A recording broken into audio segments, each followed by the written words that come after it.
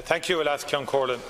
Taoiseach, I have raised in this House on a number of occasions the value and the importance of the hospice movement, the enormous public support that it enjoys from many volunteers, and indeed the public generally who fund and contribute to them. And in particular, I am referring here to Marymount in Cork, Blanchestown Raheny, Galway Hospice and the Midwest Hospice in Milford, because they are continually being disadvantaged by government policy and left in an unsustainable positions in terms of fundraising, in terms of funding, recruitment and retention. And the recent LRC agreement worsens their position, creates an unsustainable funding pathway for them, an unsustainable pathway in terms of retaining staff and recruitment of staff, because it essentially breaks the historic link that these hospices have had with their HSE employees and confirms into perpetuity a two-tiered workforce, because the agreement covers only those who worked in the hospices at the time when FEMPI was introduced. New people coming in are not covered. There is no retrospection. The whole approach from government for the last year and a half has been as mean-spirited as one can get towards these hospices. It's a slap in the face to the thousands of volunteers out there who support them and to the public who fundraise for them. It flies in the face of the National Palliative Care Strategy, which the government announced with fanfare last year, and is also against the policies of Schleunte Care, which recommends full integration of palliative care with acute hospital care and within the health service. Hospices are essential, Taoiseach. They're an essential part of our health service. They're not an ancillary service. And the government's approach in terms of pay policy has been to treat them continuingly as an ancillary service. They provide community care, they provide home care packages, they provide vital interventions at critical parts of a person's journey with cancer or with other serious illnesses. In fact, our model is the one we should aspire to for other areas of care within our health services. They are enormously important to alleviating pressures on the acute services. Now, I met with Marymount yesterday, Taoiseach. It costs about 20 million to run Marymount on current funding. 3 million of that is raised by the citizens of Cork and the surrounding region. The same can be said of Milford, of Galway and of Blanchestown Raheny. Yet they are treated in a discriminatory manner by the government, and that has to stop. In Marymount's case, they made it clear they've had to pay the pay restoration. In 2017, that cost them 277,000. Last year, or this year, 2018, 562, and will cost them 798. They've basically said to me they cannot afford to deliver the current quantum of services. Decisions are now being considered and under review in terms of cuts to services. They've already had to cancel community visits to people.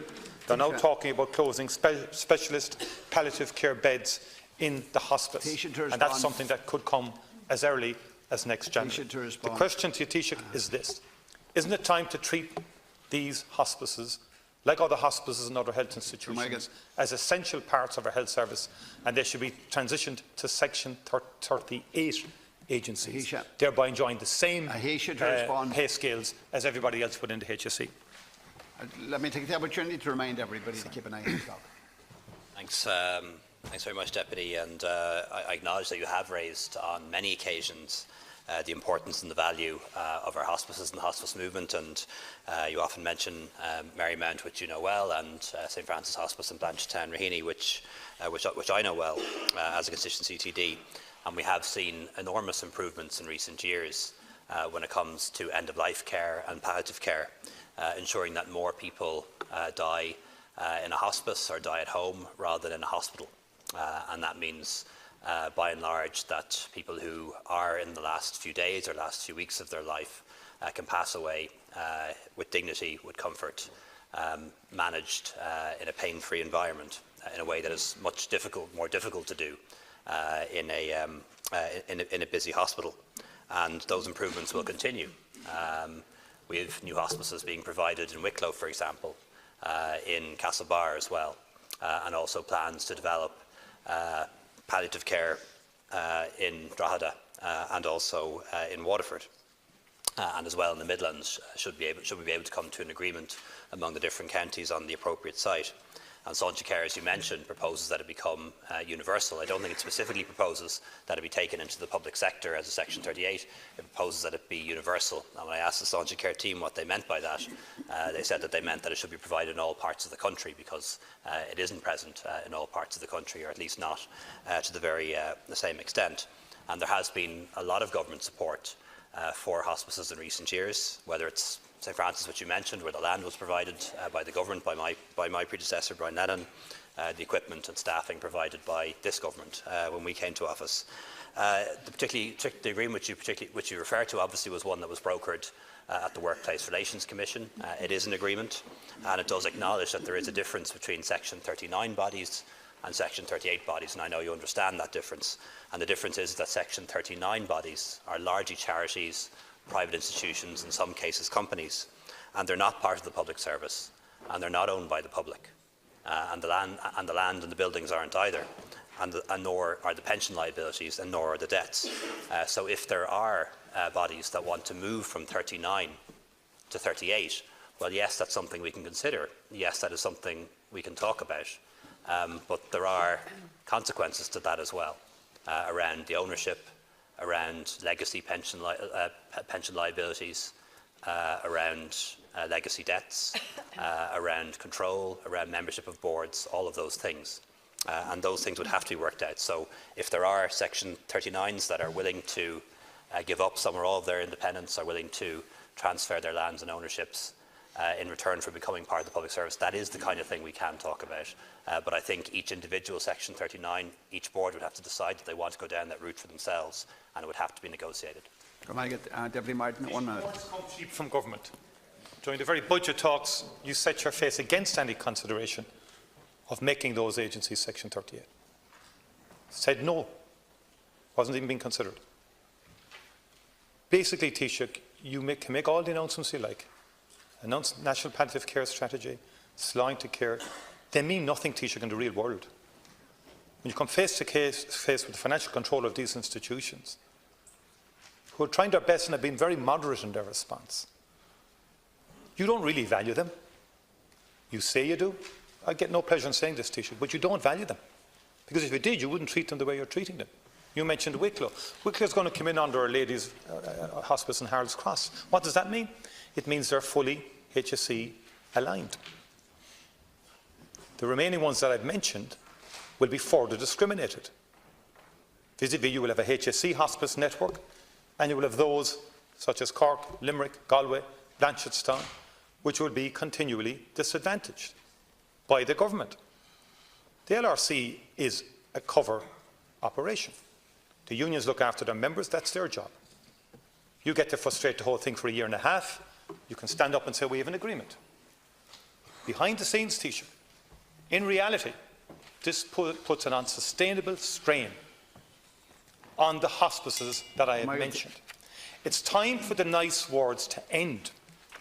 People are not interested anymore in the announcements, Taoiseach, that get the photo opportunities, or in the nice words to placate you as you go along your daily duties. Because they're now losing staff because of this arrangement. They've lost 11 already. They're cancelling community visits as we speak. They have been restrained up to now.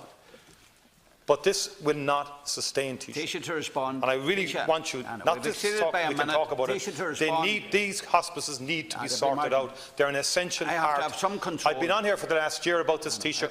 I'm getting, I'm sorry, Corla, I'm getting deaf ears from the government. Please, I have to have some control in the House, and I have to think of backbenchers as well. I know the topic is important, but I have to implement the regulations and the rules. Taoiseach. Thank you, Laskin Corla. First of all, I think it's welcome that we do have an agreement at the Workplace Relations Commission on pay, and that did run for many months. And I think we should welcome the fact that thanks to the work of the WRC, with the cooperation of the unions and also involving the government, that we do now have an agreement which provides for a pay restoration for staff and those Section 39 bodies. So I don't think that should be dismissed out of hand. I think that was a welcome thing to happen. I'm not interested in padded shoes either. I don't have the figures in front of me, but I will dig them out for you. And when you look at the increase in spending, the increase in budgets for Section 39 organisations versus the rest of the HSE, over the past 3 years, the increase in the budget for Section 39s was actually greater than the increase for the HSE organisations. And I reduced those. Please, without interruption. He always interrupts in the years. Please, without interruption. When it comes to Section 39, I may well be totally wrong. I'm not aware of any Section 39 body that has asked to be taken over by the HSE to be nationalised. If there are those that are willing to do that, well, then we're willing to consider it. But bear in mind, it needs to be done properly. We're not going to have a repeat of what we have with the voluntaries. If they want to be taken over, it will have to be the handing over of the ownership and the assets as well.